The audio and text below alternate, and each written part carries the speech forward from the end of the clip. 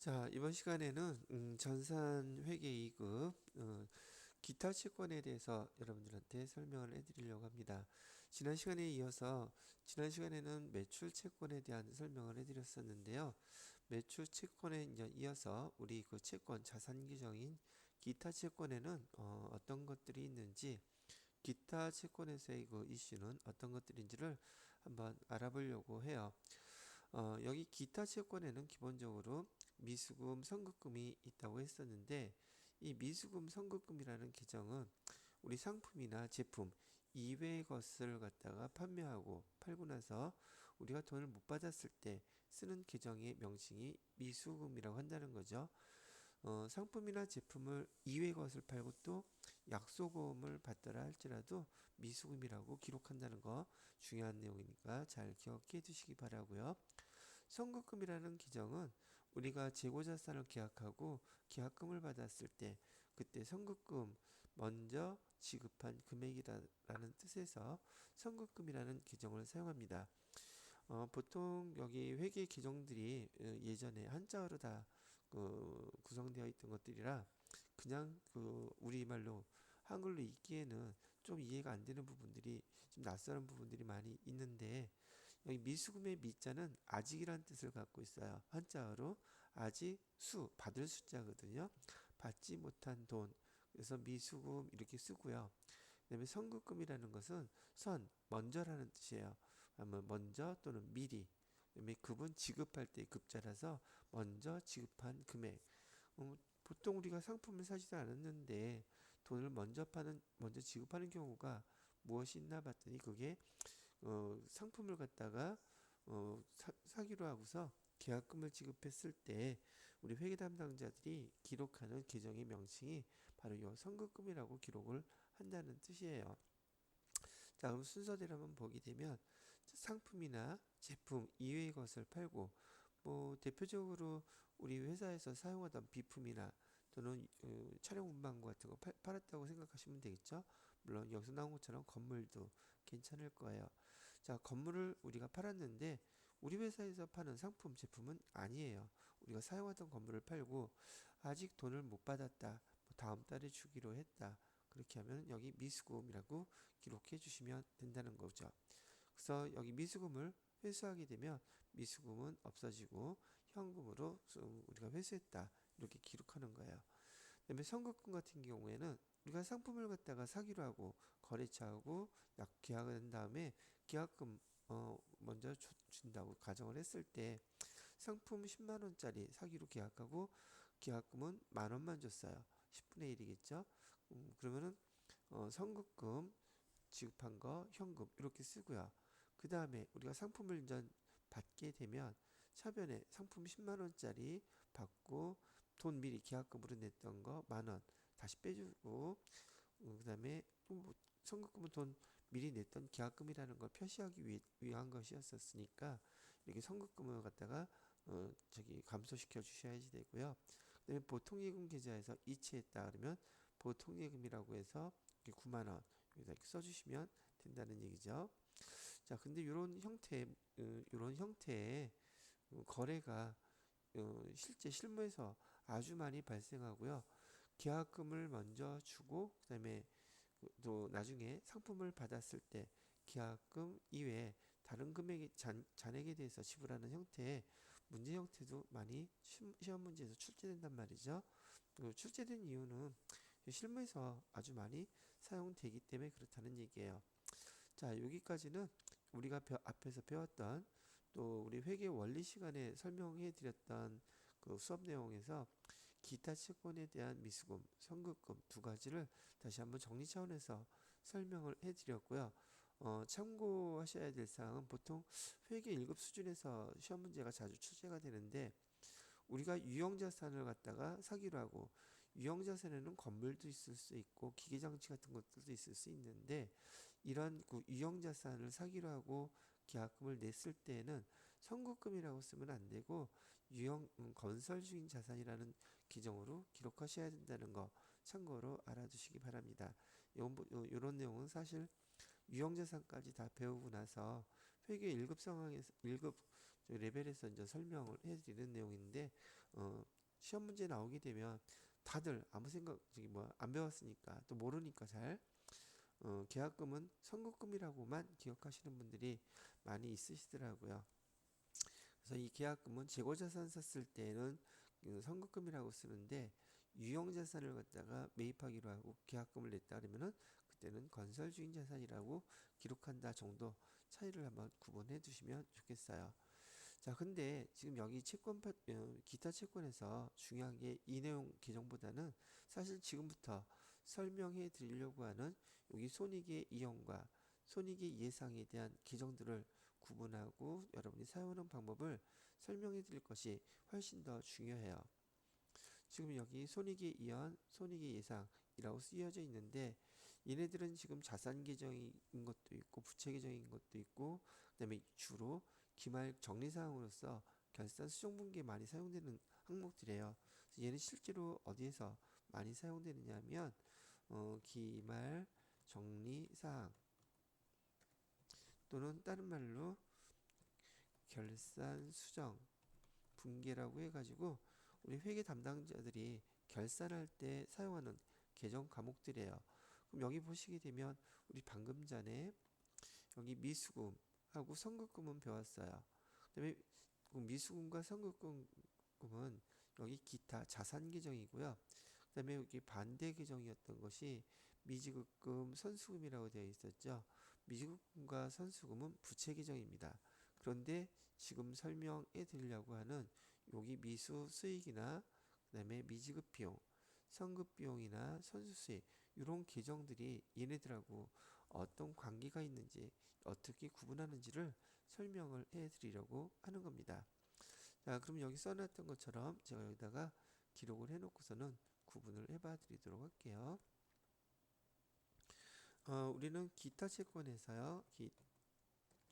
기타 채권에서 우리는 미수금이라는 계정을 조금 전에 배웠고요.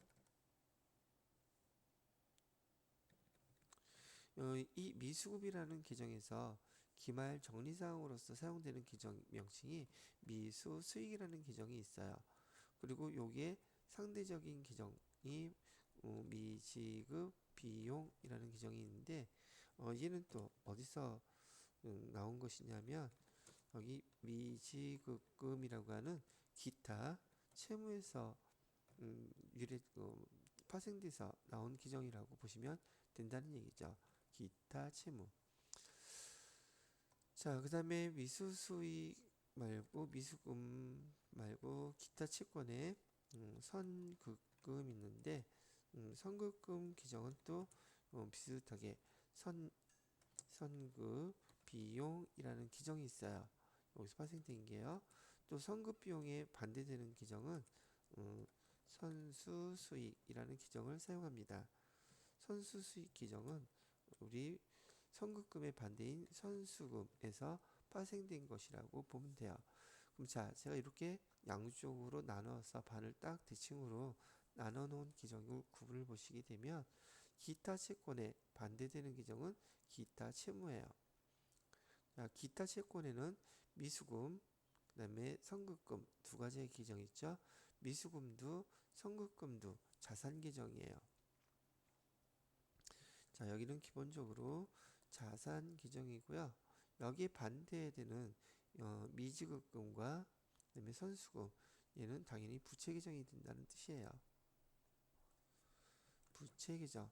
그런데 자산 계정인 미수금에서 미수수익이라는 계정이 파생되어 나와 있기 때문에 여기 미수수익도 선급 비용도 끝에 수익, 비용 붙었다고 해서 수익 계정이고 비용 계정으로 착각하시는 분들이 꽤 많으십니다. 그래서 구분할 때에는 지금 이 미수수익 같은 경우에는 미수금에서 파생돼서 나와가지고 원래는 미수금 더하기 수익 계정이 이렇게 합쳐진 거예요. 말 뜻을 갖다가 해석을 해보면 지금 우리한테는 수익인데 아직 돈을 못 받은 거, 수익인데 돈을 못 받은 거 그렇게 합쳐진 용어가 미수 수익이에요. 이렇게 두 개가 계정이 합쳐졌을 때에는 요 앞에 있는 게 주인 계정이라서 여기 미수 수익 계정도 수익 계정이 아니라 자산 계정입니다.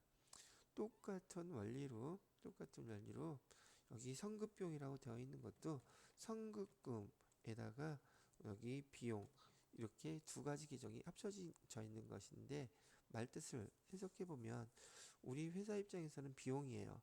근데 그 비용을 우리가 미리 먼저 지급했을 때 그때 합성용으로 쓰는 그 계정이 성급비용이라는 계정이라는 얘기죠. 그러면 이 성급금이 자산 계정이기 때문에 여기서 파생되어 나온 성급비용도 똑같이 자산 계정이에요. 여러분이 기억할 때에는 미수 수익도 자산 계정이고요. 성급 비용도 자산 계정이다. 이렇게 일단 정리를 해 놓으셔야 합니다. 두 번째로는 여기 마찬가지로 부채 계정에서는 미지급 비용이라는 계정을 사용하고 있는데 얘도 똑같은 원리로 부채 계정에 미지급금과 그다음에 비용 계정이 합쳐진 용어란 말이죠. 이것도 해석해 보면 우리 회사 입장에서 비용인데 미지급 아직 돈을 지급하지 않았을 때 쓰는 그 계정의 명칭이 미지급 비용이다 이렇게 쓰는 거예요. 그리고 얘도 마찬가지로 앞에 게 두 가지 계정이 이게 결합됐을 때는 앞에 게 주인 계정이기 때문에 미지급 비용도 부채 계정이라고 기억을 하시란 얘기예요. 자, 마지막 여기 선수수익 같은 원리로 선수금 더하기 수익.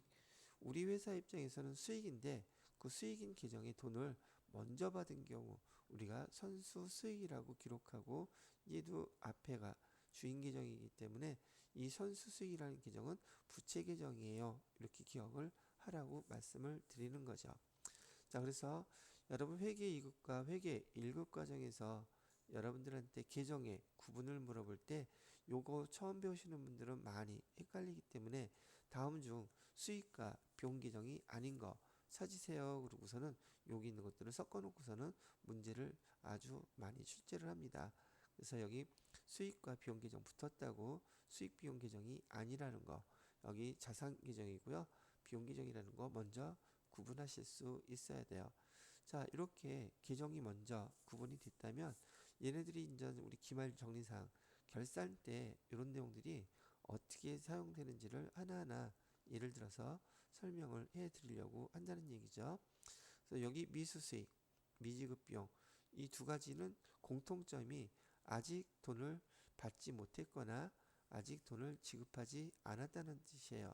그래서 여러분들이요, 그 회계상의 거래 문제를 갖다 읽어보시게 되면 얘는 실제로 지금 돈이 주거나 받거나 하지 않은 상태라는 걸 금방 인식하실 수 있는 회계 거래 내용이 써져 있을 거예요.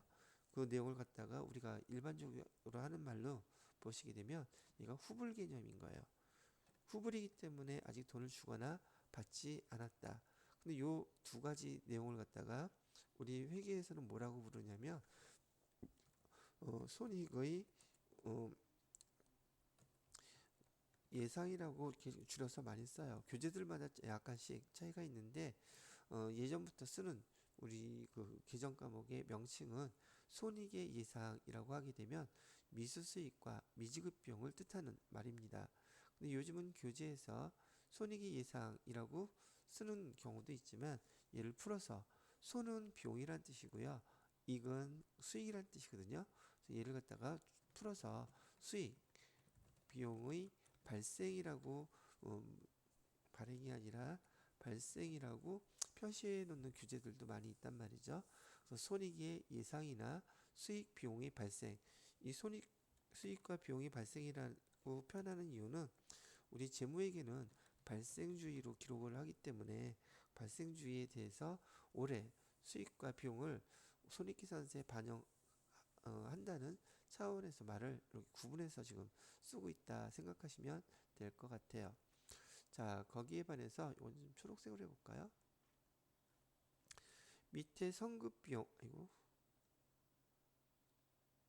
요 밑에 성급비용, 선수수익 요 두 가지 기정은 우리 똑같이 회계상의 거래를 여러분이 문제에서 주어진 것들을 읽어보시게 되면 돈을 실제로 거래해서 돈을 먼저 주거나 받은 경우에요. 선자가 제가 먼저, 이미, 벌써 이런 뜻이라 했잖아요. 그래서 이걸 갖다가 우리가 문제를 읽어보시게 되면 선불 개념으로 아마 설명이 되어 있는 것을 여러분이 아실 수 있을 거예요. 그래서 손익의 이연과 예상과 관련된 문제를 읽어보실 때, 특히나 기말정리상 결산 수정분기할 때 거래 내용을 읽어보시게 되면 얘는 벌써 돈을 주거나 받거나 한 상황이네. 그러면은 선불이라는 생각을 먼저 딱 떠올리셔야 되고, 그 선불의 개념에서는 우리가 선택할 수 있는, 사용할 수 있는 계정은 두 가지밖에 없어요. 선급 비용 아니면 선수 수익, 이렇게 사용을 한단 말이죠. 그래서 기말 정리사항에서 지금 우리가 배워야 될 내용들을 지금 처음 기타 채권에서 또는 기타 채무에서 여기서 파생된 용어들이기 때문에 여기서 미리 설명해 드리고, 뒤에 또 이런 내용들이 나오게 되면 그때 또 복습할 수 있는 상황이 돼서 지금 미리 설명을 해 드리는 겁니다.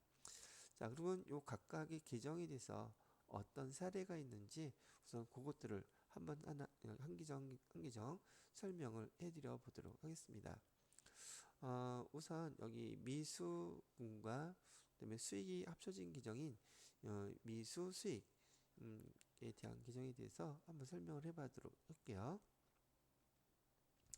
여기 미수 수익 계정은 언제 사용이 되는 것인지, 얘는 미수금 플러스 수익 계정이라는 뜻이고요. 제일 많이 사용되는 예로는 뭐가 있느냐면 이자 수익이 있어요. 이자 수익이 바로 여기에 해당되는 계정입니다 라고 지금 설명을 해드리는 거예요. 자, 왜 그런가 봤더니 이런 케이스라는 거죠.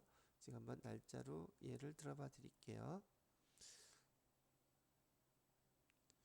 자, 보통 우리가 예금에 가입했다고 가정을 해볼게요. 예금에 가입을 하게 되면 여기가 2022년이라고 하고요. 이쪽이 2023년이라고 하죠. 그리고 예금에 가입한 날짜가 10월 1일이에요. 그럼 예금의 만기 날짜는 언제냐면 다음에 9월 31일이 1년이 돼서 1년짜리 가입한 걸로 만기일이 이렇게 되더란 말이죠. 자, 그렇다 그러면 지금 예금에 가입을 하고서 1년 후에 예자를 갖다가 예금 가입을 했는데 얼마짜리를 했냐면 얼마짜리, 뭐 1000만원짜리도 좋고 100만원짜리도 했고 좋은데, 중요한 건 지금 1년 뒤에 이자를 12만원을 주기로 그렇게 약정이 되어 있는 예금을 가입한 거예요. 이게 바로 이자란 말이죠. 근데 이 이자는 우리가 가입했을 당시에 이때 이자를 주는 게 아니라 보편적으로 가입하고 나서 만기가 되는 요때 그 이자를 갖다가 우리가 원금하고 받을 수 있단 말이죠. 만기 때. 그럼 그때 이자 12,000원, 12만원 이렇게 쓰면 되는데, 우리 재무회계에서는 발생주의로 기록한다고 그랬잖아요. 예금에는 가입했어요. 10월 달부터 이렇게 가입했는데 10월 달부터 12월 31일 결산일이 되면 우리는 올해 안에 발생한 수익과 비용에 대해서는 올해 손익계산서에 반영되도록 그 기록을 해 주어야 된단 말이죠.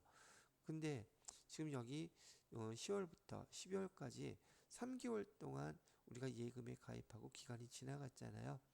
근데 이제는 1년 후에 12만원 받기로 했으니 나누기 12개월로 나눠보게 되면은 매달 한 달이 지나가게 되면 우리가 이자를 받을 수 있게 되는 그런 권리가 생기는 금액이 10,000원씩이에요. 근데 벌써 3개월이 지났으니 우리는 3만원을 이자를 받을 수 있는 권리가 생겼단 말이죠. 즉 이자 수익이 발생했다, 이렇게 얘기를 하는 거예요. 그러면 이자 수익이 발생했으면 12월 31일 날 올해 거를 계산해야 되니 우리는 기록을 해야 되겠죠. 그래서 12월 31일 날 회계 담당자들은 이렇게 기록을 해 주셔야 돼요. 차변에다가 지금 이자 받았나요? 3개월치 3만원 못 받았죠. 못 받은 돈은 미수 수익이라고 기록해주고, 금액은 3개월치 3만원을 이렇게 기록해 주는 거예요. 차변에다가 대변에다가는 뭘 못 받은 거죠? 우리가 이자를 받을 수 있는 권리가 생겼는데 그 이자는 이자 수익이라고 불리는 것이고요. 이자 수익 3개월치 3만 원을 못 받았습니다. 이렇게 표시해 가지고 기록을 12월 31일 날 회계 담당자가 직접 이렇게 해주셔야 된다는 얘기예요. 얘가 기말 정리사항이고 우리가 돈을 이자를 못 받은 게 있다면 이렇게 표시해 주시라고 하는 게 여기 손익의 예상에 해당되는 첫 번째 예였었어요. 그래서 미수수익은 이런 경우에 이렇게 사용합니다 하는 걸 하나 알려드린 거예요. 자, 이번에는 여기 미지급 비용에 대한 설명을 한번 해보도록 할게요. 자, 미지급 비용은 언제 사용되느냐면 미지급 비용, 얘도 이자 비용으로 설명해 드릴 수는 있긴 하겠지만 좀 다른 예로 한번 들어보도록 하겠습니다. 얘는 계정의 명칭이 미지급금에다가 비용 이렇게 합쳐진 것이라고 그랬고 미지급 비용 대표적인 기종으로 아마 임차료를 갖다가 한번 설명을 예를 들어보도록 하겠습니다. 날짜는 반복적으로 똑같은 개념으로 이해를 시켜드리기 위해서 한번 그려볼게요. 자, 미지급 비용. 자, 우리가 건물을 빌리고서요 매달 그 임차료를 지급하기로 계약을 했습니다. 그래서 지금 매달 임차료를 내고 있기는 한데 계약 조건에 한 달이 지나고 그 다음 달 5일날 우리가 임차료를 지급하기로 계약이 됐다면 지금 12월 1일부터요 12월 1일부터 여기 12월 31일까지 한 달이 지났기 때문에 우리는 임차료라는 비용 계정이 발생한 것을 알 수가 있어요. 그 금액은 10,000원이었다고 가정을 해볼게요. 한 달치 임차료는 10,000원인데 얘를 갖다가 지급해야 되는 날짜는 언제냐면 바로 그 다음 달 1월 5일 날 이렇게 1월 5일 날 그 임차료를 지급한다고 가정하는 거예요. 그러면 우리가 지금 한 달을 지금 시간을 보냈기 때문에 임차료 10,000원은 지급을 해야 되는데 그 다음 달 5일 날 지급하기로 했으므로 12월 31일 시점에서는 아직 임차료를 지급하지 않은 게 되겠죠. 그런데 그냥 놔두게 되면 임차료라고 하는 비용이 기록이 안 돼 있기 때문에 우리 손익계산서에는 비용 계정 임차료가 이만큼 들어가지 않을 거예요.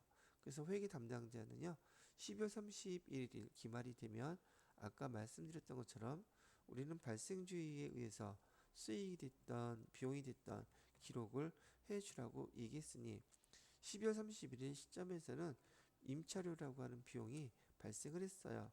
10,000원. 그러나 얘는 다음 달 5일날 지급할 것이기 때문에 아직은 12월 31일 시점에서 지급하지 않은 거기 때문에 미지급했다. 뭐를? 비용을. 미지급 비용 써주시고 그 금액을 여기다 10,000원 이렇게 써주시면 된다는 얘기죠. 이 상황을 기록하는 계정과 방법은 이렇게 미수 수익에 대한 계정을 기록하는 방법은 이렇게 해 주셔야 된다는 얘기죠. 자, 그러고 먼저 정리를 해보게 되면 미수 수익과 미지급 비용은 그냥 개념상으로 이자 수익은 내가 돈을 받아야 될 건데 아직 못 받았구나. 그러면 수익을 못 받았으니 수익은 계정이 대변이고 그다음에 돈 못 받은 거에 대해서는 미수 수익, 미수금이기 때문에 수익을 못 받았다. 미수수익. 아, 지금 거래 내용을 읽어보셔도 실제로 돈을 못 받았다는 거, 후불로 받는다는 것도 개념을 이해는 하시겠죠. 그래서 시험 문제 혹시 푸실 때는 이렇게 문제에 대한 내용을 읽어보시고 돈을 지급했나 안 했나 아직 받았나 못 받았나 판단하셔서 돈을 아직 못 받았다 아니면 돈을 아직 주지 않았다 아니면 거래가 아직 돈을 주거나 받거나 한 거래가 아니다 그러면 야 얘가 바로 손익이 예상이구나 수익 비용이 발생 그걸 뜻하는 거구나 그럼 내가 선택할 계정은 두 개밖에 없다 미자 들어가는 미수 수익이든지 그 다음에 미지급 비용 계정 두 가지밖에 선택할 게 없는데 지금 여기 이자에 대해서 얘기했으니까 얘는 이자 수익이니까 그러면 얘는 미수수익을 써야겠구나. 그다음에 비용일 경우에는 미지급 비용을 써야겠구나. 이렇게 판단하셔서 기록을 해주시면 된단 말이죠. 다시 한번 중요하게 정리를 해드리면 너무나 많이 나오는 거기 때문에 그래요. 우리가 손익의 예상이라고 하는 것은 수익 비용이 발생이라는 것은 지금 못 받은 거에 대해서 예상하고 그 금액을 써주는 걸 그냥 손익의 예상이라고 부르는 거예요. 비용도 마찬가지로 아직 비용은 발생했는데 아직 지급하지 않았는 거, 수익은 발생했는데 아직 받지 못한 거, 그렇게 기록한다 얘기를 써주시면 되겠습니다. 시험 문제 앞으로 여러분이 급수 계속 가면서 아주 많이 접하시게 될 항목들이란 말이죠. 자, 여기까지는 미수수익과 미지급 비용에 대한 설명을 해드렸고요.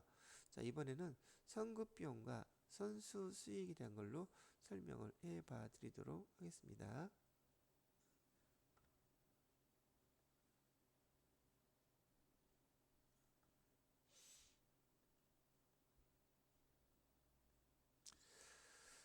자, 이번 기정은 선급 비용을 한번 예를 들어보도록 할게요. 선급 비용.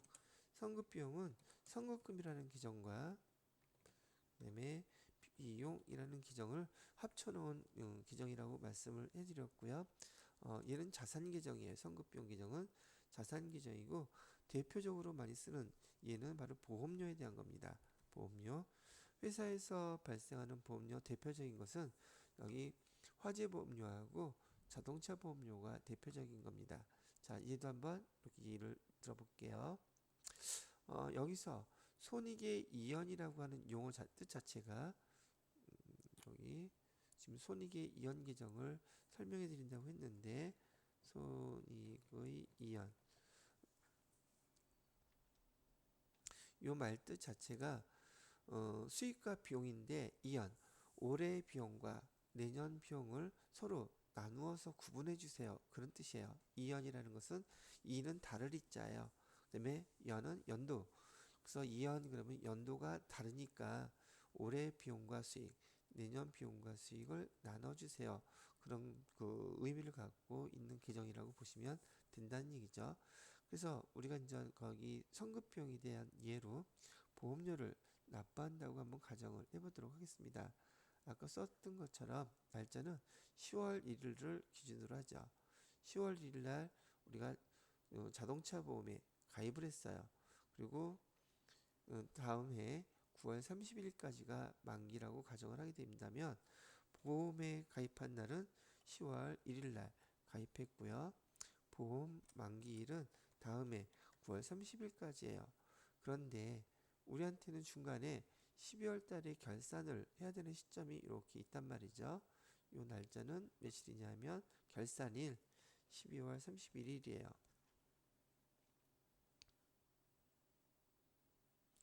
자, 보험에 가입할 때요. 그 보험료 12만 원이 보험료로 납부를 했단 말이죠. 12만 원의 보험료를 우리가 납부를 했다고 하면은 지금 12개월, 1년 동안이기 때문에 매달 보험료는 만 원꼴이 될 거예요. 자, 그런데 지금 여기 10월 1일 날 보험료 납부했을 때는 이렇게 기록한다는 건 아마 배우셨을 거예요. 처음에 보험료를 현금으로 납부한다고 했을 때 보험료 12만 원 이렇게 쓰실 거고 대변에다가는 현금 12만 원 이렇게 쓰시겠죠? 자, 그런데 12월 31일이 됐어요. 지금 회계 담당자가 얘를 손익에 이연 회계 기말 정상 결산할 때 요 회계 처리를 해주지 않으면 10월 1일 날 발생했던 보험료라는 비용이 손익계산서에 100% 홀라당 다 들어가 버릴 거란 말이죠. 보험료가 손익계산서의 비용 계정으로 12만 원이 다 반영이 될 텐데 여러분이 보시는 바처럼 올해 발생한 비용은 실제로 얼마인가요? 지금 3월 달부터 12월 달까지 3개월이 지났어요. 3개월이 지났고 내년에 지금 해당되는 개월수는 9개월이에요. 그러면 12만 원이 1년치니까 매달 한 달마다 보험료는 만 원씩이라고 계산했을 때 여기 3개월이 지나갔으니까 올해 비용으로 처리돼야 되는 보험료는 3만 원이어야 된다는 얘기고, 내년도 보험료는 돈 미리 내놓은 거 9만 원이란 말이죠. 그러면 비용에 처음에 납부했을 때 이 보험료라는 비용을 올해 거 3만 원과 내년 거 9만 원으로 나누어서 이걸 처리를 해 주어야 된단 말이죠. 그러면 나누어 처리하는 방법은 어떻게 하는데요?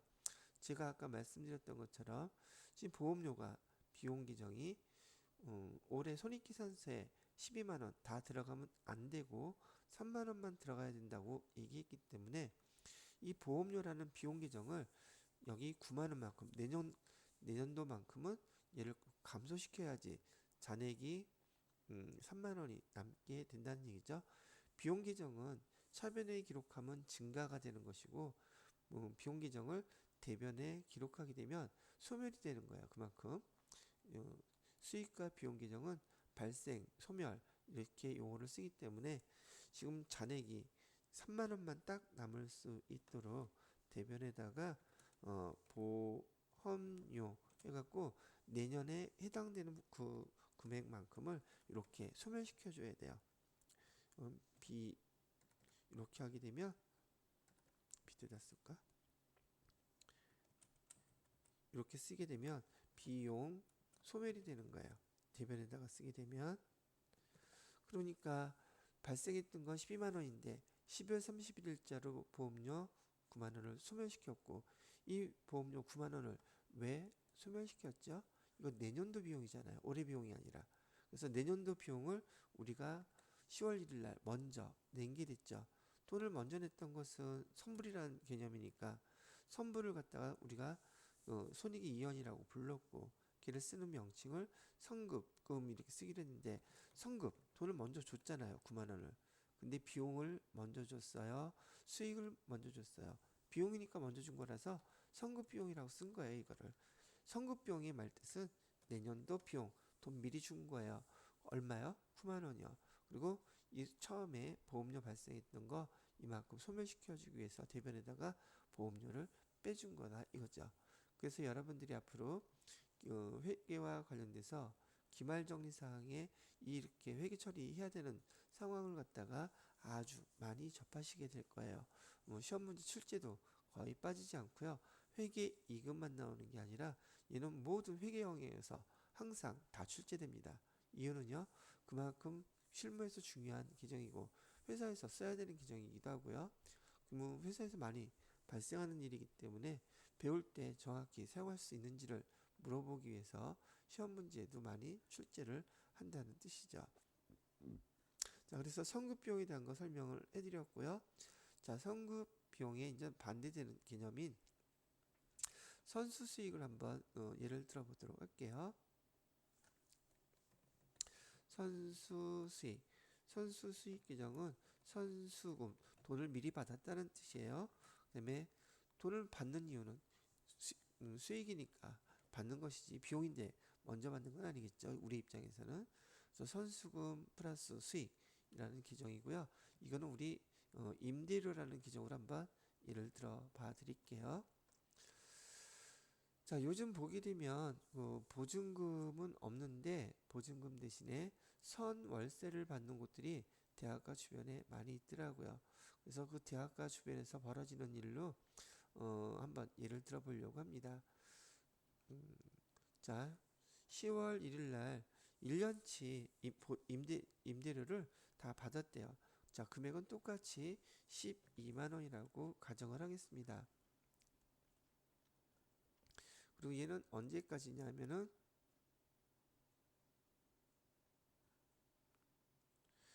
다음에 9월 30일까지겠죠. 1년이니까 다음에 9월 30일까지. 자, 그런데 똑같이 우리는 12월 31일 날 결산을 해야지 돼요. 이렇게 기말에 결산을 한다는 뜻은 12월 31일 현재로 올해 수익과 올해의 비용만 정확히 계산해서 여기다 표시를 해 주어야 된다는 말이죠. 그런데 우리가 10월 1일 날 회계 처리를 어떻게 해놨을까요? 이 임대료 받았을 때 10월 1일 날 현금으로 임대를 받았다고 가정을 할게요. 현금을 12만 원 이렇게 받았을 것이고요. 대변에 돈이 왜 들어왔나? 우리가 임대료 받은 거예요. 얼마? 12만 원 이렇게 받았다고 표시를 해놨단 말이죠. 여기 손익의 그 이연 현금 비용을 설명했던 거하고 똑같이 똑같이 한번 내용을 보시도록 하죠. 임대료는 수익이에요. 임대료는 수익 계정인데 돈을 갖다가 12만 원을 먼저 받았기는 했지만 먼저 받았으니까 선불이죠. 선불로 받았으면 우리가 손익의 이연, 손익의 이연인 경우에는 선급비용, 선수익, 손자 들어간 계정 두 개밖에 쓸 수밖에 없다 그랬었죠. 근데 그 중에서도 임대료는 수익 계정인데 수익을 얘기하니 선수, 수익 계정을 써야겠구나 우선 생각을 하시고요. 12월 31일이 됐어요. 자, 우리 손익계산서에는 이 임대료라는 계정이 수익 계정인데 수익 12만 원이 다 들어가야 될까? 아니면 올해 발생한 금액에 해당되는 3만 원만 들어가야 될까? 그거를 판단해야 된다는 얘기예요. 그러면 임대료 올해 거는 3만 원이고 내년 거는 9만 원인데 돈은 12만 원 먼저 다 받았으니 임대료라고 하는 수익 계정을 잔액이 3만 원만 남도록 9만 원 내년 거는 그만큼 소멸을 시켜줘야지 돼요. 그래서 여기 차변에다가 임대료라고 하는 수익 계정을 임대료라는 수익 계정을 내년 거 금액 9만 원어치를 소멸시키는 거예요. 그리고 대변에다가는 여기 돈을 선수 미리 받은 건데요. 우리한테는 수익 계정이었어요. 그래서 내년 거 미리 받은 거요. 9만 원이 있습니다. 라고 이렇게 써놓는 것이죠. 자, 여기하고 똑같이 수익 계정은 대변에서 발생하는 계정이고요. 차변으로 수익 계정을 쓰게 되면 그 수익 금액이 그만큼 소멸하는 자리가 된단 말이죠. 그래서 이렇게 차변에다가 쓰면 임대료를 수익, 소멸이 되는 거예요. 그 금액만큼. 그래서 의미 자체는 내년도 거 미리 받은 거예요. 임대료 내년도 거 미리 받은 것을 올해 거는 3만 원, 내년 거는 9만 원 소멸시킨 거예요. 여기는 올해 임대료 수익은 손익계산서에 3만 원만 딱 들어가야 되고요. 내년 거 9만 원은 선수 수익 그래서 부채로 이렇게 기록을 해주는 방법이란 얘기죠. 언제요? 12월 31일 날이요. 이렇게 기록하십시오라고 알려드리는 겁니다. 자, 그래서 여러분들한테 네 가지 계정 미수수익, 미지급비용, 그다음에 선급비용, 선수수익 네 가지를 제가 차례대로 설명을 한번 쭉 해봐 드렸네요. 자, 요거를 갖다가 우리가 한번 교재에서 보도록 할까요? 근데 지금 여러분들이 이거 보시는 교재는 2022년도 교재인데 제가 이거 PDF 파일로 만들어서 지금 만들어 놓은 교재는 2021년도 교재라서 조금 다를 수는 있긴 하겠지만 뭐 내용 자체는 다르지 않습니다. 그냥 그 말뜻만 알아듣고 여러분 교재를 한번 쭉 훑어보면서 정리해 주시면 되겠어요. 자, 여기 이제 교재에서 나와 있는 순서대로 보죠. 기타 채권 채무인데 기타 채권 채무에서 여기 단기 대여금, 단기 차입금, 단기 대여금 이런 기타 채권이고요. 이거 그렇게 구분해 드려야겠네.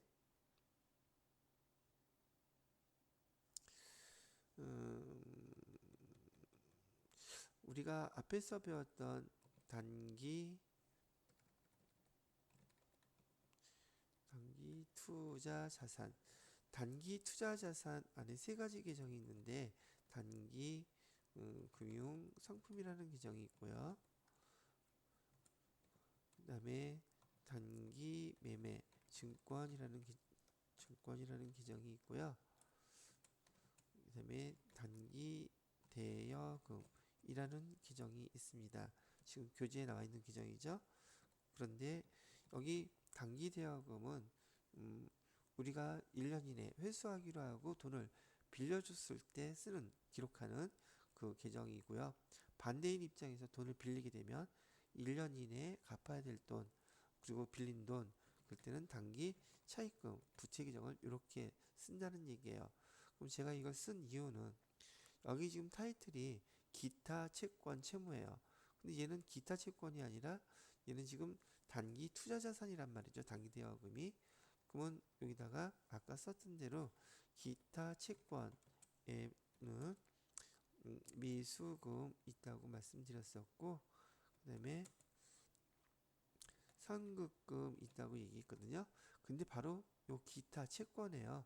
깍 앞에서 단기 투자 자산에 해당돼 있었던 여기 단기 대여금이 우리가 또 상품이나 제품 위에 것을 갖다가 빌려주고 판 게 아니라 빌려주고 돈을 회수해야 될 것이기 때문에 깍두기식으로 기타 채권에도 단기 대여금이 이렇게 양쪽에 다 걸치고 있어요. 다 해당된단 말이죠. 그래서 여기 기타 채권 항목에 단기 대여금이 나와 있는 것이고요.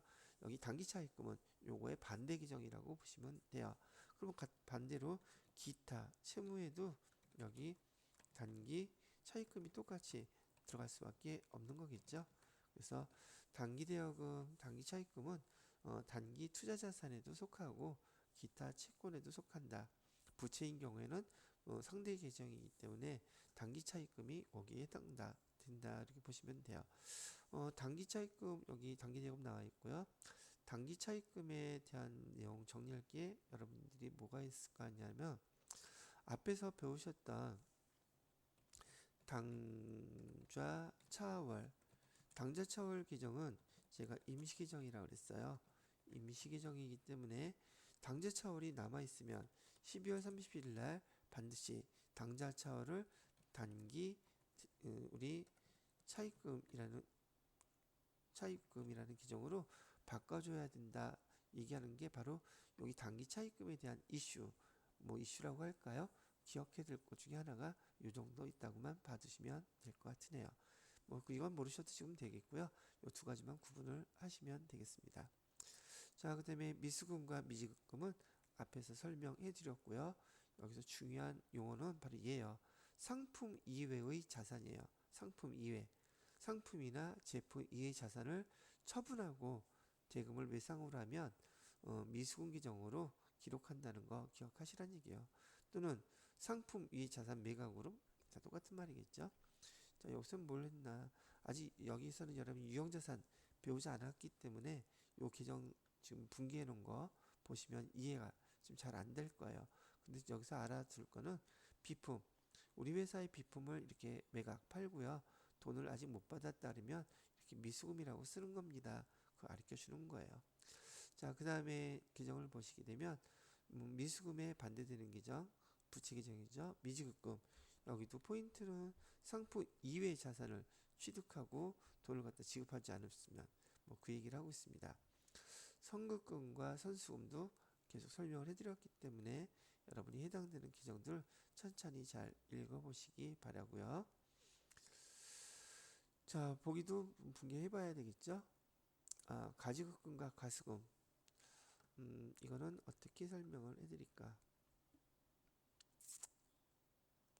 자, 가지급금과 가수금 지난번에 설명은 해드렸는데 교재에서 지금 진도상으로 가지급금과 가수금이 나오기 때문에 같이 한번 또 설명을 해봐 드리도록 하겠습니다.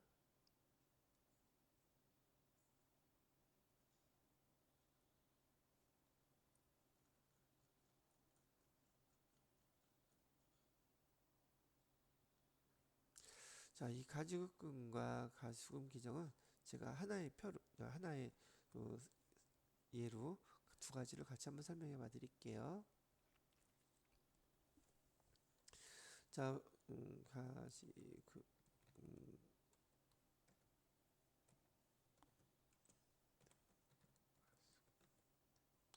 자, 회사에서는 여러 가지 이유로 직원들이 출장을 가게 됩니다. 출장을 가게 되면 뭐 당일날 돌아오는 출장도 있기는 하겠지만 만약에 장거리 출장을 가게 된다면 뭐 한 3박 4일 정도요. 뭐 2박 3일도 좋고요. 한 3박 4일이라고 가정을 하고 장거리 출장을 가게 되면 아마 비용이 필요할 거예요. 그래서 비용이 필요한 금액만큼을 회사에서 청구해 가지고 그 돈을 받아서 가지고 간 다음에 그 돈으로 사용하게 되겠죠. 주로 사용하는 목적은 어디다 사용을 할까요? 물론 숙박비가 있어야 될 것이고요. 그 다음에 교통비도 필요할 수 있을 것이고요. 그 다음에 식비, 뭐 이런 것들은 필요하겠죠.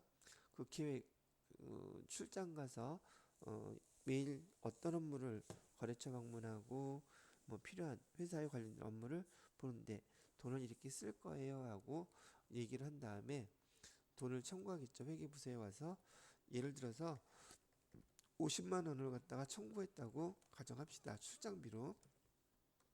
그럼 회계 담당 직원은 그 회사 직원이 그 부서에 부서장이 사인을 받은 지출 전표를 가져왔을 때 이렇게 날짜는 며칠로 할까요? 4월 1일이라고 가정을 해볼게요. 출장 간다고 와가지고 출장비 좀 달래요.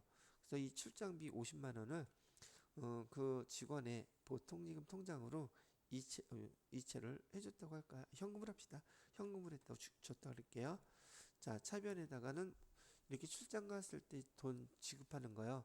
지급은 했는데 영수증이 없어요. 그죠? 그 돈을 앞으로 가서 사용할 거기 때문에 돈만 지급했지 어디에 정확히 사용했는지 그 증빙 자료인 영수증이 없는 상태로 기록을 해야 된단 말이죠.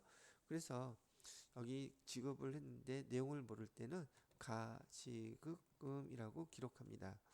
가지급금의 말뜻은 지급은 했어요. 근데 가짜는 내용을 아직 모릅니다. 거기에 해당되는 정확한 영수증이 없습니다. 이런 뜻을 갖고 있어요. 그래서 내용은 아직 사용되지 않은 금액이 50만 원을 먼저 지급했고 대변에다가는 현금이라고 50만 원 이렇게 기록해 주시면 돼요. 자, 가지급금을 가져갈 때에는 회사에서 직원들이 워낙이나 많아요. 출장 갈 때 1년 동안 따진다 그러면 수십 명, 수백 명이 갈 수도 있죠. 그래서 가지급금 돈을 회사에서 줬으면 이거에 대한 영수증을 바로 받아갖고 정산을 해주셔야 됩니다. 그래서 가지급금 줬을 때는 여러분이 그 회계 프로그램에 거래처란에다가 그 거래처 이름을 누구라고 꼭 기입을 해 두셔야 돼요. 그래서 뭐라고 할까요? 박상사라고 할까요? 군대 박상사라고 가정을 합시다. 그래서 좀 출장 간 직원의 이름이 박상사 부장이라고 치고요. 부장한테 가지급금을 지급했어요라고 거래처 반드시 써 주셔야지 돼요. 그래야지 나중에 정산할 수 있으니까. 자, 이 박상사라는 부장이 출장을 갔다가 4월 5일 날 회사에 다시 돌아왔어요.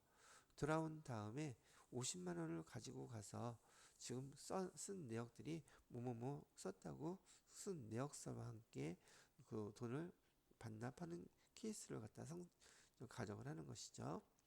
자, 차변에다가 뭐라고 쓰냐면 우선 제가 여기서 숙박비, 교통비, 식대 이렇게 얘기했었잖아요. 항목이 이렇게 다 다르더라도 출장 가서 쓴 돈들은 여러분들은 다 여비 교통비라고 쓰시면 돼요. 여비 교통비. 여비 교통비로 50만 원 가지고서 얼마를 썼느냐면 45만 원을 썼다고 가정을 하고요. 대변에 지금 가지급금에 대해서 가져갔던 거 영수증하고 증빙서를 다 주면서 정산을 하고 있는 절차이기 때문에 가져갔던 가지급금은 50만 원을 다 이렇게 없애줘야지 돼요. 그리고 거래처도 반드시 써줘야 되겠죠. 그래서 박상사 부장은 정산이 다 끝난 거예요. 이렇게 얘기한 거고요. 그리고 가지급금 계정은 임시 계정이기도 합니다. 임시 계정이어서 결산할 때는 그 금액 잔액이 남아있으면 안 돼요. 반드시 다 없애주시도록 이렇게 하라는 얘기죠. 그러면 차변과 대변의 금액이 지금 5만 원 차이가 나는데 이 5만 원은 돈 남았다고 현금으로 반납했다면 현금 5만 원 이렇게 기록해 주시면 정산이 된 거고 아까 말씀드렸던 거로 이 상황을 갖다가 우리 뭐라고 실무에서 부르냐면 가지급 정산한다 이렇게 말을 해요. 가지급 정산이라고 말을 하니까 참고로 그렇게 알고 계시면 되겠습니다. 자, 그러면 가지급금은 이렇게 기록하는 거예요 라고 알려드렸고요. 가지급금이 모자라서 만약에 여비교통비로 45만 원이 아니라 여기 파란색으로 한번 해볼게요. 여비교통비로 55만 원을 쓴 거예요. 55만 원. 그럼 가지급금 가져간 것보다 더 많이 썼잖아요. 그러면 어떻게 해요? 그럼 나머지 차이 5만 원에 대해서는 현금이나 보통예금으로 그 직원의 통장이나 현금으로 지급을 이렇게 반대로 해주시면 된다는 거 하나 얘기해 드리고 싶고요. 추가로 출장 가서 쓴 비용들은 다 여비 교통비로 쓰는데 단 한 가지 만약에 거래처한테 쓴 돈 접대비가 있다면 접대비 금액은 반드시 별도로 기록을 해야 된다는 거. 지금 45만 원 중에서 만약에 15만 원이 접대비였다 그러면 여비교통비는 30만 원으로 기록해 주셔야지 되고, 그다음에 접대비 15만 원은 이렇게 별도로 접대비 기정으로 기록을 해 주셔야 된다는 얘기예요. 자, 그래서 여기에서는 첫 번째 가지급금에 대한 규정을 설명해 드렸고, 이번엔 가수금 얘기를 해 드릴게요. 가수금이라는 규정은 어떻게 쓰는 거냐면 박상사 부장이 거래처로 출장을 가가지고 4월 4일날 예를 들어서 4월 4일날 지금 회사의 보통예금 통장으로 100만 원을 갖다가 이렇게 무통장 입금으로 보내온 거예요. 근데 회계 담당자가 보통예금 통장에 보니 지금 돈이 100만 원이 들어와 있어요. 보통예금 100만 원은 들어와 있는데 보낸 사람을 보니까 이 박상사 부장이 보낸 것들란 말이죠. 근데 이 돈을 왜 보내는지를 모르겠어.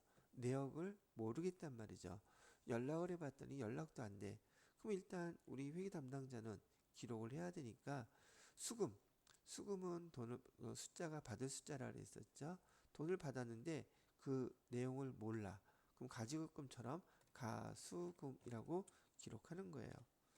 가수금이라고 기록하고, 자, 박상사 부장이 4월 5일 날 지금 복귀했다 그랬죠. 그래서 물어봤어요.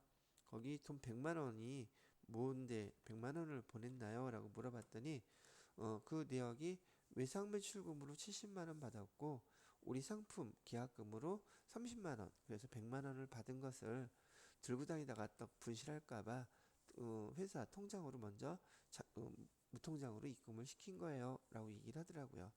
그러면 가수금 여기 있는 금액의 내역이 밝혀졌으니 차변에 다시 가수금은 없애주고요. 100만 원 없애주고 대변에다가는 지금 여기 가수금이 뭘로 바뀐 거예요? 외상 매출금으로 70만 원 좀 이렇게 회수했다고 했고요. 나머지 30만 원은 계약금을 먼저 받은 것이니 선수금에서 30만 원 이렇게 기록을 해 주시면 이런 상황에서 가수금 계정을 사용하는 거구나 라고 알게 되셨을 거라 생각이 된다는 얘기죠. 가수금도 거래처 누구한테 받은지 거래처가 시험 문제 보서 볼 때 있다면 써주시고요. 만약에 없다면 안 써주셔도 됩니다. 자, 그렇게 해서 가지급금과 가수금에 대한 설명을 마무리를 짓도록 하겠습니다. 자, 그럼 요 내용들에 대해서도 교재 잠깐만 보도록 할게요. 자, 가지급금에 대해서 자, 출장 가는데 김회계 10만 원 미리 지급했다 그랬죠? 그럼 가지급금이라고 쓰라 그랬어요. 그럼 현금 지급한 거 갔다 와서 사용한 10만 원 중에서 여비교통비로 7만 원, 현금 반납한 거 3만 원, 가지급금은 당연히 이렇게 없애줘야 된다 그랬었죠? 가지급금 없앤다. 가수금은 반대 계정으로 돈은 왔는데 그 내용을 모르겠어요. 그럼 일단 가수금으로 해놨다가 가수금 내역이 밝혀지면 이를 갖다가 가수금 없애주고 외상매출금으로 기록해주면 된다는 뜻이에요. 자, 그런 다음에 이제 예수금 계정이 있네요. 잠깐만 좀 쉬었다가 자, 가수금까지는 설명을 해드렸고 다음 파트에 보시면 아마 예수금이라고 나와 있을 거예요. 예수금은 언제 쓰는 용어인가 한번 이것도 잠깐 설명을 해드려 보도록 할게요.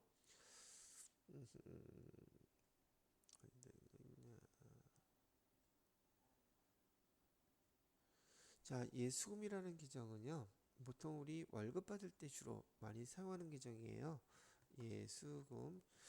받을 때가 아니라 이건 우리 회계 담당자 입장에서 기록을 해야 되는 거니까 예수금이라는 말 뜻은 우선 원천징수를 한다는 용어도 운전 배우실 텐데, 자, 여러분들이 직장에서 그 월급이라는 거 받게 되시죠?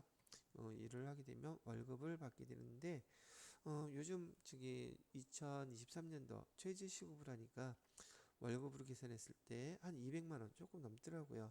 근데 한 200만 원 최저 급여를 받는다고 가정을 한번 해보도록 하겠습니다. 여러분이 월급을 매달 200만 원씩 받는데 여러분 통장에 돈이 찍히는 거는 200만 원이 찍히지가 않죠. 왜냐하면 월급 중에서 뭐를 4대 보험료하고 그다음에 세금을 갖다가 제하고 나서 세금을 제하고 나서 지급을 할 것이기 때문에 그렇게 200만 원이 다 찍히지 않는단 말이죠. 그래서 예를 들어 보는 거죠.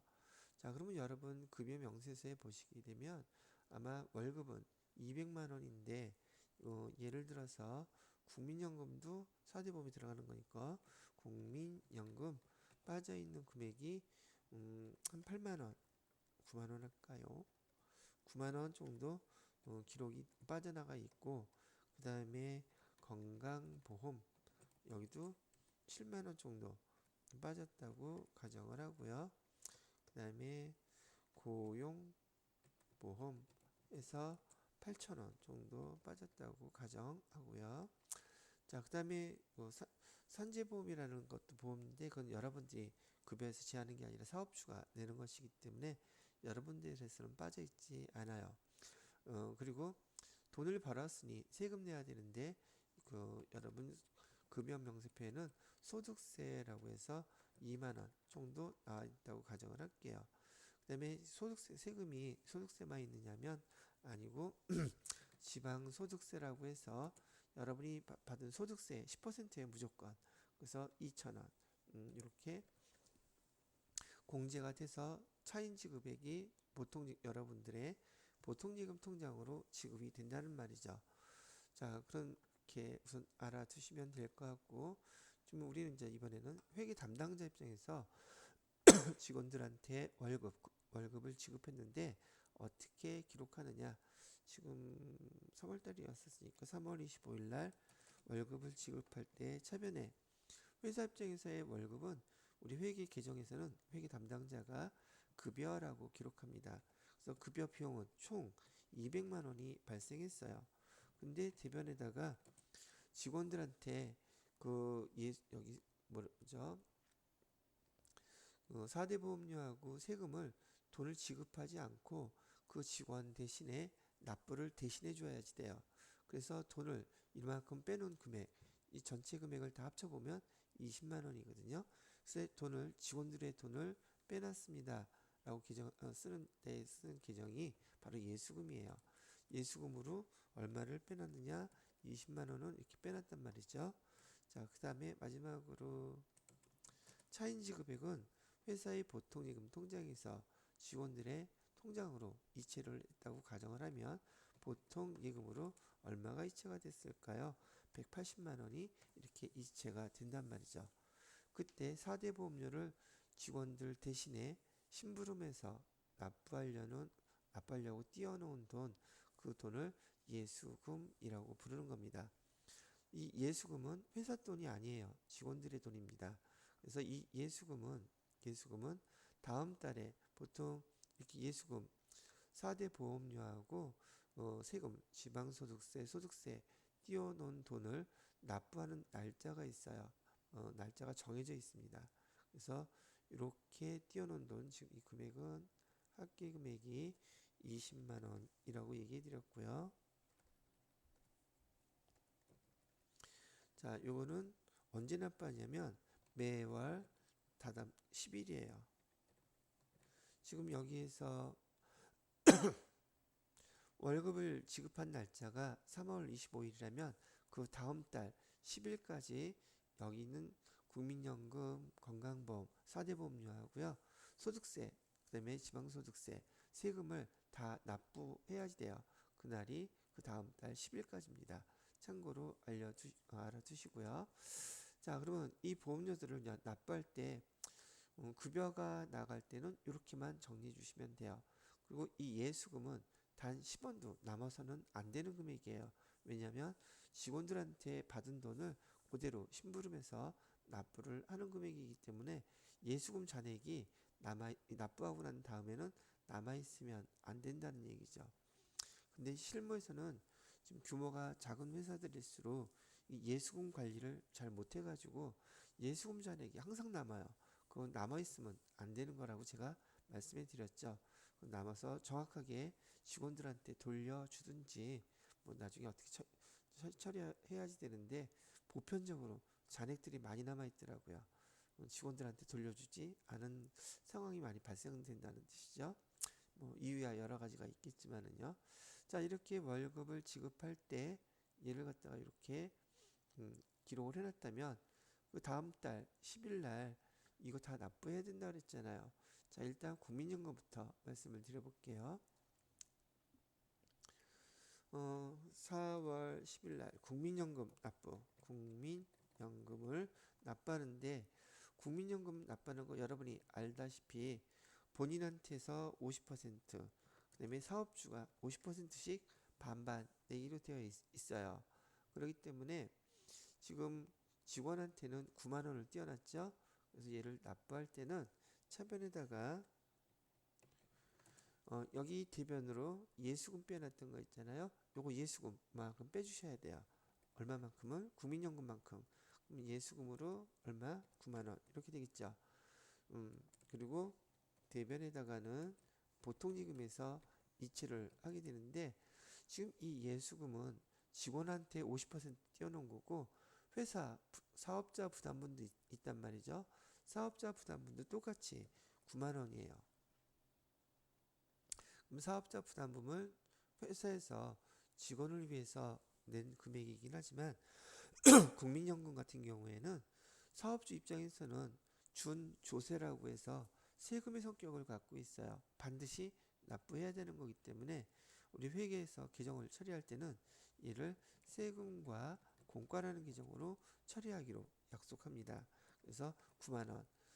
사업자 부담분은 세금과 공과 계정으로 이렇게 똑같이 직원들한테 띄워놨던 금액 5대5에서 18만 원 이렇게 기록해 주는 거고요. 국민연금공단에서 회사로 여러분들한테 국민연금 청구할 때 18만 원을 청구해요. 그래서 여러분들한테는 9만 원, 회사 부담분으로 9만 원 이렇게 회계 처리를 해 주는 것이라고 얘기해 드리는 거예요. 자, 그 다음에 두 번째는 건강보험료 한번 납부를 해보도록 할게요. 날짜는 다 똑같이 4월 10일이에요. 자, 그 다음에 건강보험. 건강보험도 50대 50이에요. 50대 50으로 해야 되기 때문에 국민연금과 같이 우선 여기 차변에 예수금으로 띄워놨던 금액이 지금 7만 원을 띄워놨죠. 7만 원이 아니라 8만 원을 해야 되겠네요. 우선 예수금으로 8만 원 직원한테 띄워놨던 거. 건강보험공단에서도 여러분들한테 보험료 청구할 때 16만 원을 청구해요. 보통 예금에서 청구한 대로 16만 원을 이렇게 납부를 한단 말이죠.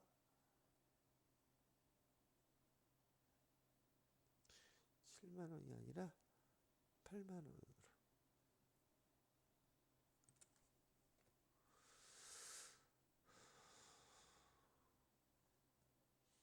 자, 그리고 회사 부담분은 이 건강보험은 뭐라고 쓰냐면 회사에서 직원을 위해서 쓴 돈이에요. 이거는 직원들의 건강을 위해서 50% 부담을 해서 납부한 거기 때문에 이런 경우에는 직원을 위해서 쓴 돈, 복리후생비라고 씁니다.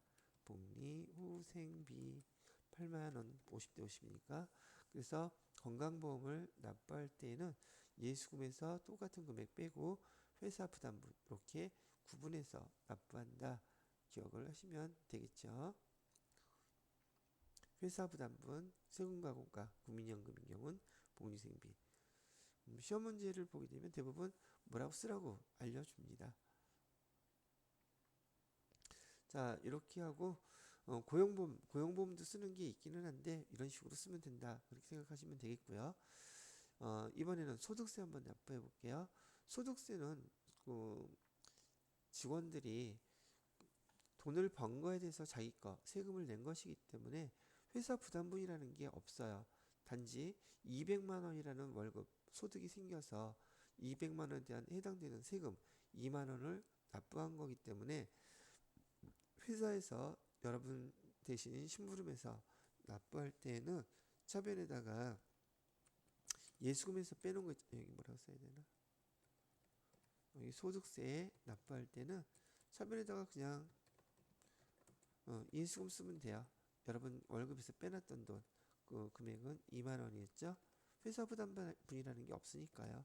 대변에다가는 이거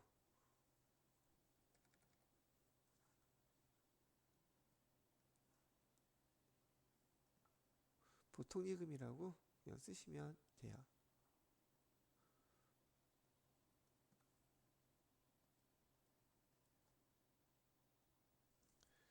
보통 예금에서 2만 원 이렇게 예수금으로 납부하는 것으로 끝나고요. 지방소득세도 마찬가지로 2천 원. 여기다가 지방소득세로 떼어놨던 건 차변에 예수금 2천 원이었죠. 대변에다가는 또 보통 예금에서 2천 원 했겠죠.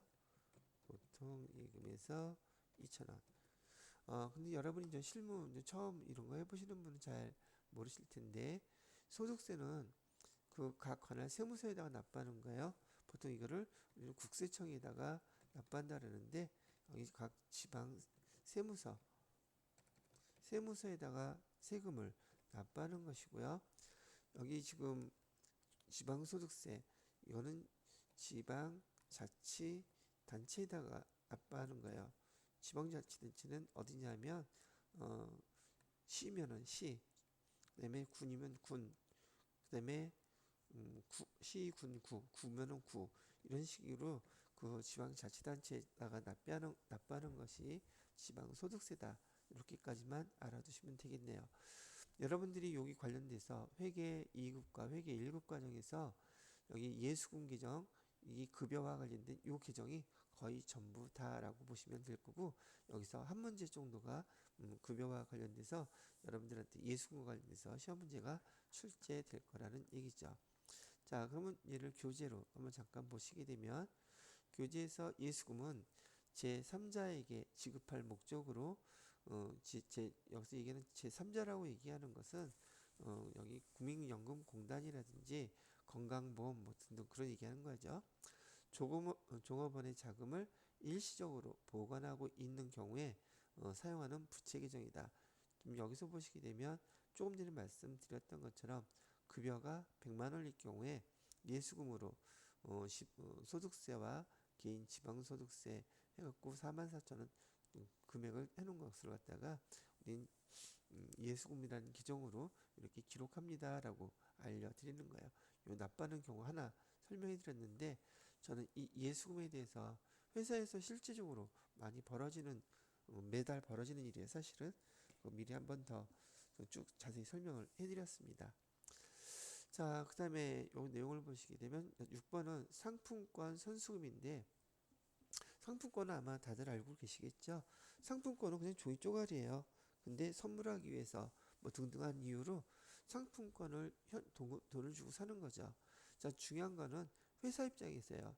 회사 입장에서는 상품권이라는 상품권 종이를 주고 현금 10만 원을 이렇게 받았대요. 10만 원을 받았는데 얘는 돈 미리 받은 거잖아요. 그래서 선수금이에요. 계약금이 아니라 계약금 먼저 받았을 때도 선수금 쓰긴 썼는데 상품권을 팔고 돈을 먼저 받은 거라서 앞에 상품권 선수금이라고 쓴 거랍니다. 그런 다음에 이 상품권을 갖고 있는 사람이 이 상품권을 가져와서 그 상품권과 상품을 교환해 가게 되면 그때 상품권은 없어지면서 선수금 받은 거 없어지면서 상품이 팔려 나가는 거니까 상품권 매출 이렇게 쓴다. 여러분은 상품권을 팔았을 때 회사에서 기록하는 그 계정의 명칭이 상품권 선수금이다. 부채 계정에 선수금 돈 미리 받은 거니까. 그래서 대변에다가 이렇게 쓴다.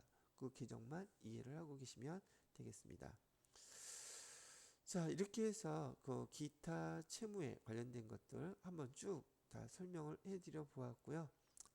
여기 뒤에 확인 예제라든지 뭐 문제 푸는 내용들은 지금 설명 들은 걸로 한번 잘 복습하시고 난 다음에 답도 다 나와 있으니까 차근차근 하나씩 많이 복습하셔야 될 거라고 생각해요.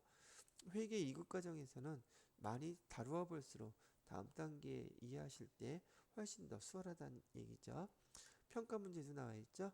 평가 문제들도 문제 막 풀려고 하지 마시고요. 답안지 보면서 하나씩 체크하고 정독해서 이해하려고 이렇게 하시면은 부담이 좀 덜 하실 거예요. 지금 배운 지 얼마 안 됐기 때문에 이거 풀려고 그러면 스트레스 많이 받습니다. 그래서 가능하면 눈에다가 많이 익히기 위해서 많이 읽어보고 문제도 답 체크해놓고 처음부터 끝까지 정독하면서 한번 훑어보시면 도움이 많이 되리라고 생각이 들어요. 자, 여기까지 기타 채권까지 채권 계정은 다 마무리를 하고요. 다음 시간에는 여기 비유동자산인 유형자산에 대해서 설명을 해드리도록 하겠습니다.